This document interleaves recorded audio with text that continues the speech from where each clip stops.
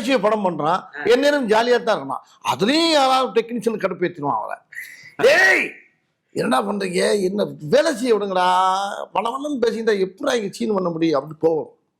ஏன்னா நல்லா ரசிச்சு போயிட்டு இருக்கும்போது அங்கிட்ட கத்தி போகிறோம், அங்கிட்ட ஒரு 10 பேர் நின்று பேசிக்கிட்டான், அங்கிட்ட ஒரு 10 பேர் நின்று பேசிக்கிட்டான், டக்குன்னு எனக்கு ஒன்று பூரா பறந்துருவாங்க. அப்புறம் வாங்கினேன் வேலை செய்ய விடுறீங்களாடா, ஏன்டா பண்றீங்க, ஏன் நல்ல நகைச்சுவை ஓடிக்கிட்டு அதுல இருந்து வந்த டைலாக்லாம் அது பெர்ஃபார்மன்ஸ் பண்ண விடுங்கடா, பெர்ஃபார்மன்ஸ் பண்ண விடுங்க.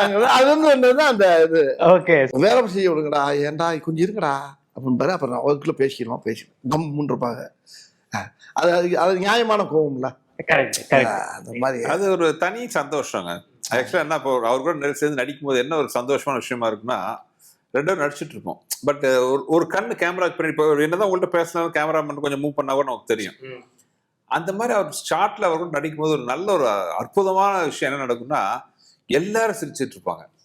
நமக்கு சைட்ல தெரியும், நமக்கு எல்லாமே சிரிக்கிறது, அதை ரசிக்கிறதுங்கிறது அது வந்து ஒரு சந்தோஷமான விஷயம். அதாவது ஒரு டைரக்டரா நம்ம மானிட்டர்ல பார்த்து ரசிக்கிறதுங்கிறது வேற, இன்னொன்னு படம் பார்த்து அதுக்கப்புறம் பின்னாடி மற்றவங்களோட ரியாக்ஷன் வர்றது வேற.